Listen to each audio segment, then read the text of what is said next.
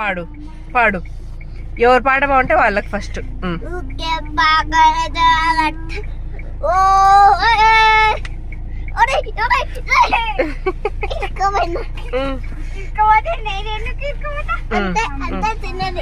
నువ్వు పాడు నాన్న, చెన్ను నువ్వు పాడు.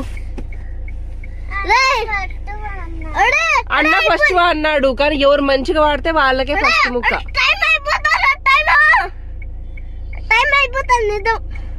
పాడు తొందర పాడు. అయిపోతుంది